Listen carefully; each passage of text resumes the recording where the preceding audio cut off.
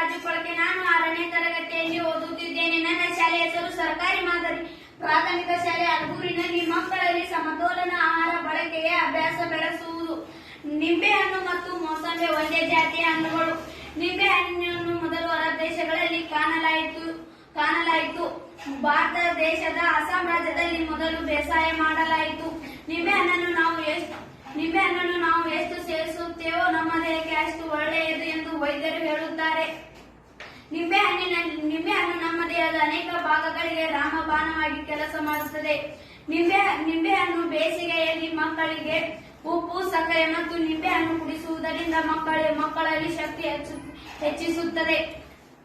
ನಿಂಬೆಹಣ್ಣಿನಲ್ಲಿ ನಮಗೆ ಕಾಣದ ತುಂಬಾ ಸೂಕ್ಷ್ಮ ಜೀವಿಗಳಿವೆ ಎಂದು ಎಲ್ಲರಿಗೂ ಗೊತ್ತು. ನಿಂಬೆಹಣ್ಣು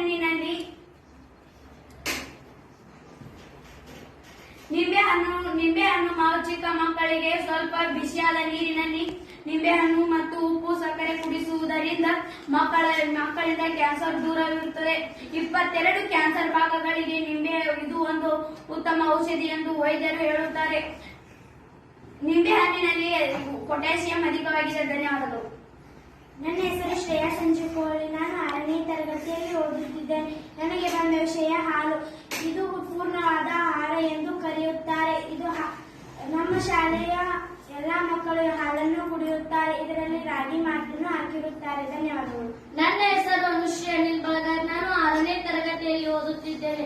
ನನಗೆ ಬಂದ ವಿಷಯ ಮೊಟ್ಟೆ. ನಮ್ಮ ಶಾಲೆಯಲ್ಲಿ ಮೊಟ್ಟೆ ದಿನಾಲು ಕೊಡುತ್ತಾರೆ, ಏಕೆಂದರೆ ಅದರಲ್ಲಿ ಕಾರ್ಬೋಹೈಡ್ರೇಟ್, ಪ್ರೋಟೀನ್ ಮತ್ತು ಕಬ್ಬಿನ ಅಂಶ ಹೆಚ್ಚಾಗಿರುತ್ತದೆ. ಅದಕ್ಕೆ ನಮ್ಮ ಶಾಲೆಯಲ್ಲಿ ಇದನ್ನು ಕೊಡುತ್ತಾರೆ. ಧನ್ಯವಾದಗಳು. ನನ್ನ ಹೆಸರು ಕವಿತಾ ಮಹಾದೇವ್. ನಾನು 6ನೇ ತರಗತಿಯಲ್ಲಿ ಓದುತ್ತಿದ್ದೇನೆ. ನನಗೆ ಬಂದ ವಿಷಯ ಸೇಬು ಹಣ್ಣು ಮತ್ತು ಬಾಳೆಹಣ್ಣು. ಸೇಬು ಹಣ್ಣನ್ನು ತಿಂದರೆ ರಕ್ತ ಹೆಚ್ಚಾಗುತ್ತದೆ ಮತ್ತು ಇದು ಒಂದು ನಾರು ಪದಾರ್ಥವಾಗಿದೆ. ನಾರು ಪದಾರ್ಥಗಳಿಗೆ ಉದಾಹರಣೆಯಾಗಿ ಸೇಬು ಹಣ್ಣು ಮತ್ತು ಬಾಳೆಹಣ್ಣು. ನನ್ನ ಹೆಸರು ಪ್ರಜ್ಞಾ ಸಾಗರ್ ಪಾಟೆ. ನಾನು 6ನೇ ತರಗತಿಯಲ್ಲಿ ಓದುತ್ತಿದ್ದೇನೆ. ನನಗೆ ಬಂದ ಚಟುವಟಿಕೆ ಮೆಂತೆ ಪಲ್ಯ. ಮೆಂತೆ ಪಲ್ಯದಲ್ಲಿ vitamin A, vitamin B, vitamin C ಇರುತ್ತದೆ. ಮೆಂತೆ ಪಲ್ಯ ಸೇವಿಸುವುದರಿಂದ ಊಟವನ್ನು ಜೀರ್ಣಗೊಳಿಸಲು ಸಹಾಯವಾಗುತ್ತದೆ ಮತ್ತು ದೇಹದ ಉಷ್ಣತೆಯನ್ನು ಕಡಿಮೆ ಮಾಡುತ್ತದೆ. ಧನ್ಯವಾದಗಳು. ನನ್ನ ಹೆಸರು ಐಶ್ವರ್ಯ ಹನುಮಂತಿದ್ರಾಪುರ್. ನಾನು 6ನೇ ತರಗತಿಯಲ್ಲಿ ಓದುತ್ತಿದ್ದೇನೆ. ನನಗೆ ಬಂದ ವಿಷಯ ಶೇಂಗಾ ಚಿಕ್ಕೆ. ಇದನ್ನು ನಮ್ಮ ಶಾಲೆಯಲ್ಲಿ ದಿನಾಲು ಕೊಡುತ್ತಾರೆ. ಇದರಲ್ಲಿ ಶೇಂಗಾ ಮತ್ತು ಬೆಲ್ಲ ಇರುತ್ತದೆ. ಇದು ಕಬ್ಬಿನಾಂಶವಾಗಿರುತ್ತದೆ. ನನ್ನ ಹೆಸರು ಶ್ರೀನಿಧಿ ಮಲ್ಲಪ್ಪ ಜಾಧವ್. ನಾನು 6ನೇ ತರಗತಿಯಲ್ಲಿ ಓದುತ್ತಿದ್ದೇನೆ.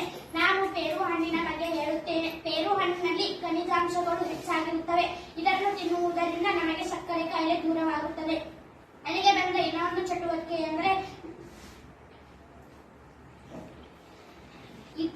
ಇದರಲ್ಲಿ ವಿಟಮಿನ್ ಸಿ ಇರುತ್ತದೆ. ಇದನ್ನು ತಿನ್ನುವುದರಿಂದ ನಮಗೆ ಒಸಡಿನಲ್ಲಿ